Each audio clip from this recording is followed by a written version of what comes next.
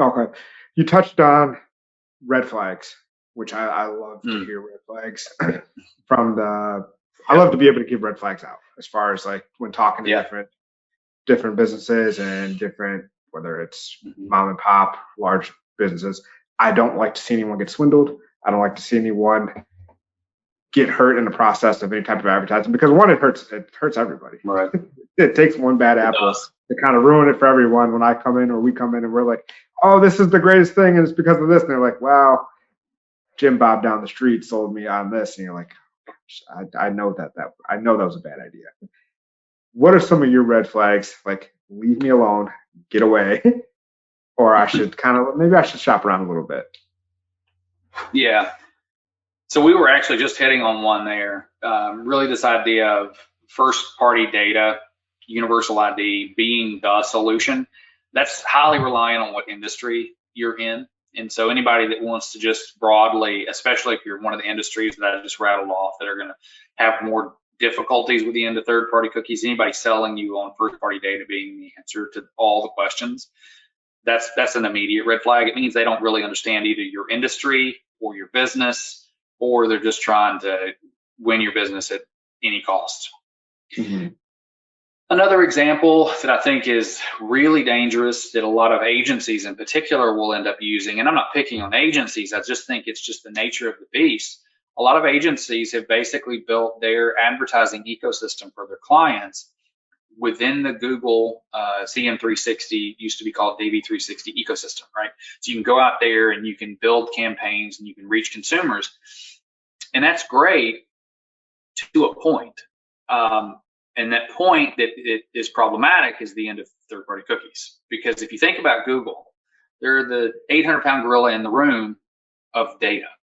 But what's their opportunity to activate that data that they own? The data that they own in the ecosystem that they own. YouTube, discovery ads, Google search. That's about it. So knowing all this information about an individual doesn't give Google a lot of opportunity to activate that data. And so if you've got a partner, an advertising vendor who's been utilizing Google as their way to buy media, they're going to run into some problems because you can target people today on Motor Trend. We were talking about automotive a minute ago. You can target people on Motor Trend post or pre-cookie with all of Google's data. Post-cookie, you can still buy Motor Trend through Google. What you can't do is use any of Google's data on Motor Trend. To be able to do that, you have to buy it through Yahoo, because Yahoo owns Motor Trend amongst like literally hundreds of other sites. But if you wanted to be able to use Yahoo's data about the things that they're doing in their ecosystem post-cookie, you have to buy it from Yahoo, not from Google. So anybody that's like, hey, we buy media from Google, Google's the one doing this, we're good, we've got all the answers. I would just encourage you to go and look up their latest version of cookie replacement, which is called Google Topics. Search on YouTube for a Digiday article about Google Topics. I don't want to spoil all of it, but the end of it basically is Google telling the guy better luck next week on actually reaching the consumers that he wants to reach. So Google's not the answer. One more I'll add to the list and try to keep this brief is contextual targeting. We haven't talked a lot about that today. It is certainly a viable targeting methodology today.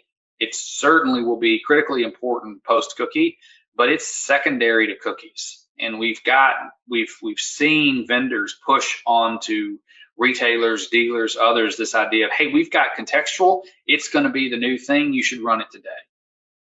But to keep in the vein of automotive, here's a contextual opportunity. It's based on the keywords that are in the article itself.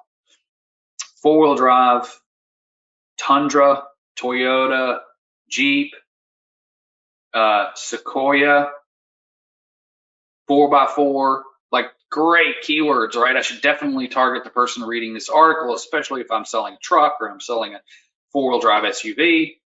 Except the article was about the differences between the 80 series and the 100 series Land Cruisers, which the last one of was sold in 2007. Not a great opportunity for targeting new car shoppers, but contextually, it's got all the right keywords. So contextual being the newest and greatest thing, yeah, once cookies end, it's great. Right now, it's secondary to using cookies. Okay. Yeah, when you were listing off the keywords, it sounded like a gold mine. I was like, oh, Yeah, that it does. yeah, sign me Perfect. up. Absolutely.